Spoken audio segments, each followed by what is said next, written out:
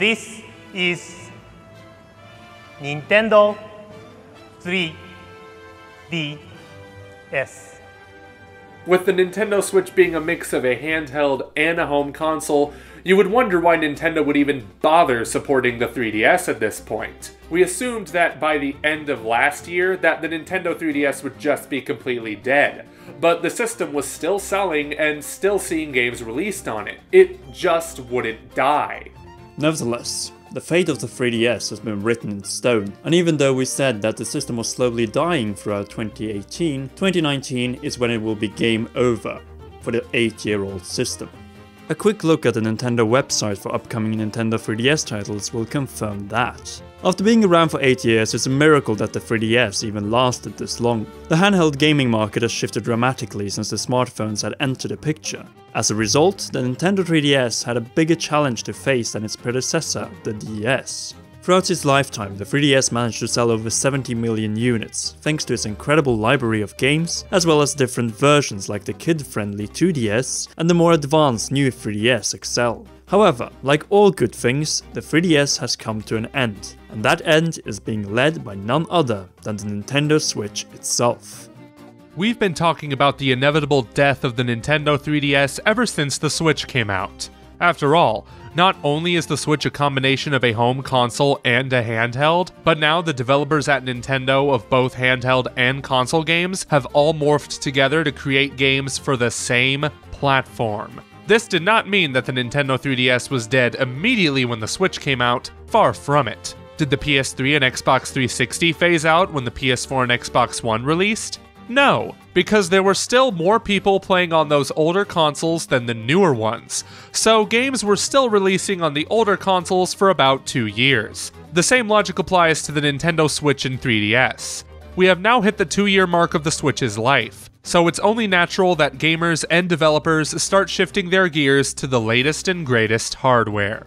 This is by no means a diss or roast of the Nintendo 3DS. It is a fantastic platform home to an even more fantastic lineup of games from first and third parties. If you've never owned a 3DS and you suddenly decided to buy one today, you would be making one of the best decisions of your gaming life. The library is the 3DS's greatest strength, with titles you can't play anywhere else, like Super Mario 3D Land, Kid Icarus Uprising, The Legend of Zelda: A Link Between Worlds, Luigi's Mansion Dark Moon, and so much more that it's hard to name them all.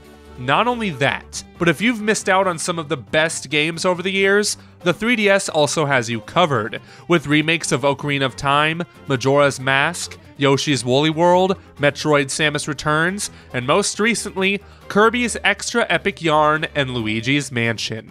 But that's not all, as the 3DS systems also have a large variety of virtual console games from the NES, Game Boy, and Game Boy Color. Plus, if you get a new Nintendo 3DS, you will be able to play Super NES games like Super Mario World, Earthbound, Super Metroid, and more. Because the Switch only has NES games via the Nintendo Switch Online app, the new 3DS is currently the best portable retro emulator on the market. Assuming you don't mod your PSP, of course. Regardless of if you're looking for new or old software, you will not have any shortage of games to play if you decide to buy a 3DS now. Just don't expect a whole lot more games to release within the next year.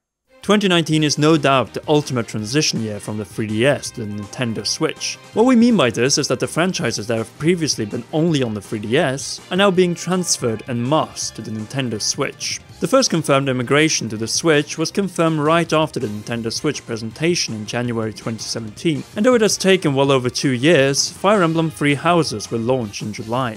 Bear in mind, the last Fire Emblem on a home console was on the Wii in 2007 with Radiant Dawn. Since then, the series only saw their games released on handheld platforms, with the 3DS especially receiving 3 different and the most successful games. The streak ends there, and the next game will have a home exclusively on the Nintendo Switch, with the ability to play the game at home or on the go. But if we're really talking about a franchise that has been exclusive to handhelds, then it's Pokémon. The mainline series Pokémon games have only ever been on Nintendo's handhelds, with a few spin-offs on home consoles like Pokken, Pokémon Stadium, and a few others. This will change with the release of Pokémon Sword and Shield later this year. Pokémon Let's Go Pikachu and Eevee gave us a little taste of what this transition will bring, but the big turn will first happen when the mainline series makes a transition in, say, November this year. And it will be a welcome change to finally play a core Pokémon RPG on our big screen TVs.